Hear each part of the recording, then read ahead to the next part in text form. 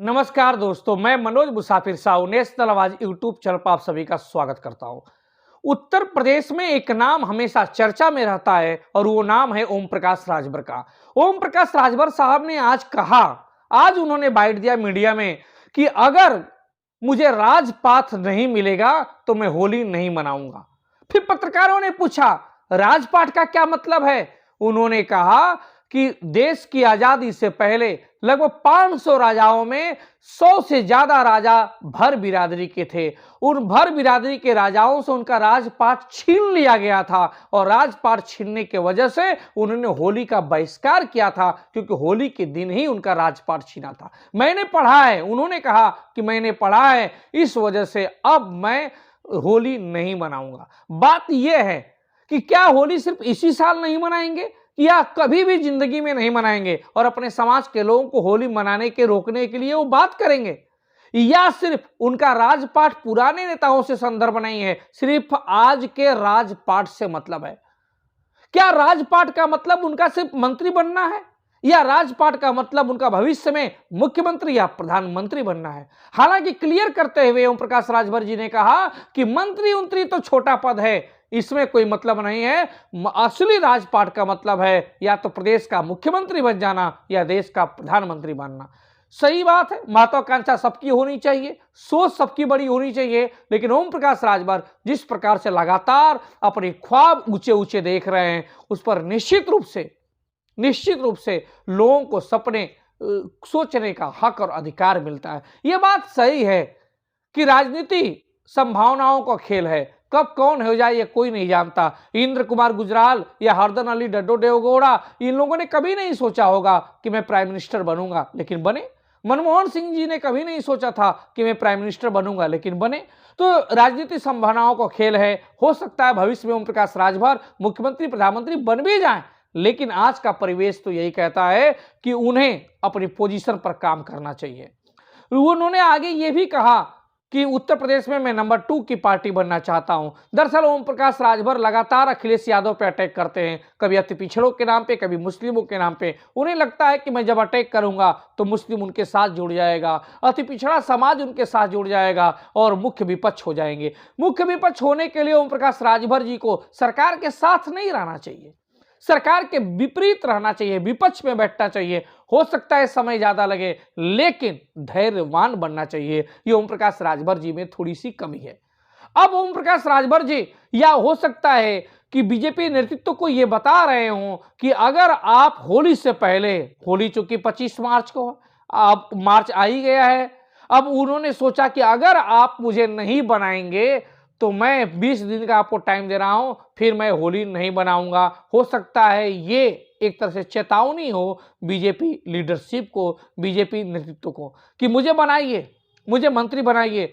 वो डर रहे हैं, इसलिए डर रहे हैं कि राज्यसभा में ना तो जयंत चौधरी की पार्टी का विधायक ने क्रॉस वोटिंग की, यहां तक कि मुस्लिम विधायक ने भी भारतीय जनता पार्टी के कैंडिडेट कोट किया, ना तो अपना दल के लोगों ने बगावत की, ना तो संजय निषाद की पार्टी के लोगों ने बगावत की, लेकिन बगावत किया तो ओम प्रकाश राजभर की पार्टी से जफराबाद के विधायक जितेंद्र नारायण राव जी ने बगावत कर दी और वो वोट बीजेपी कैंडिडेट को ना देकर वो उन्होंने वोट दे दिया समाजवादी पार्टी के प्रत्याशी को।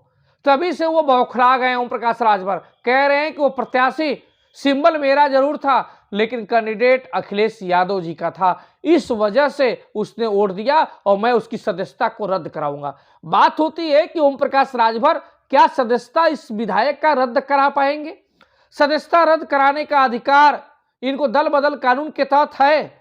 ये चाहेंगे तो कह सकते हैं मैं व्हिप का उल्लंघन किया है, और दल बदल कानून के तहत वो विधानसभा स्पीकर को, विधानसभा अध्यक्ष को, ये उनका रिस्पॉन्सिबिलिटी है, उनका अधिकार है कि वो सदस्यता रद्द करा सकते हैं। लेकिन क्या विधानसभा अध्यक्ष भारतीय जनता पार्टी संबंध रखते हैं और क्या वो सिर्फ एक विधायक को सदस्यता रद्द करने का जोखिम उठाएंगे?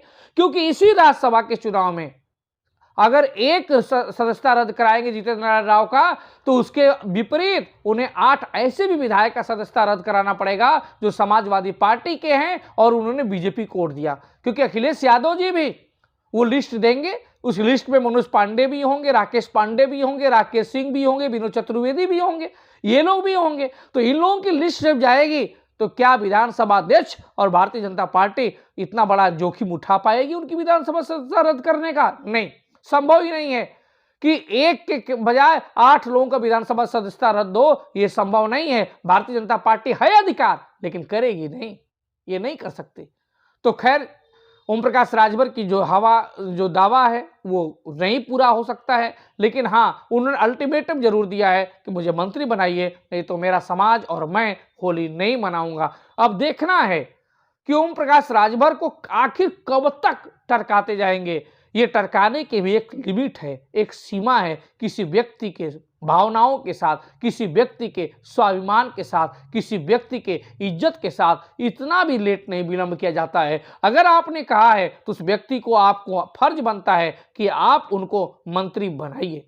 अगर नहीं कहा है तो मीडिया में आके कह देना चाहिए कि नहीं किया है। लेकिन ओम प्रकाश राजभर भी जितना लेट मंत्री बनने में होगा, उतना ही भारतीय जनता पार्टी को कुछ सीटों पे लोकसभा में जरूर दांव दिखा सकते हैं, क्योंकि ये भी अब राजनीति के एक मजे हुए खिलाड़ी हैं। कोई ऐसा नहीं है कि कोई अभी नए नए हैं, इनको कुछ मालूम नहीं है।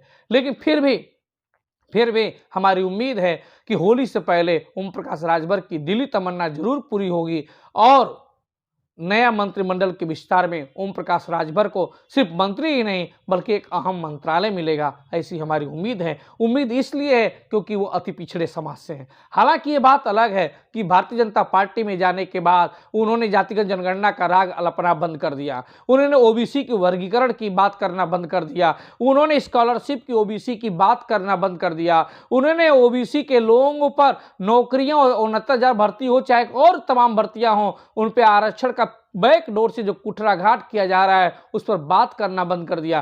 फिर भी अति पिछड़े समाज के होने के नाते मनोज मुसाफिर उनका निश्चित रूप से उनका समर्थन और सपोर्ट करता है। धन्यवाद।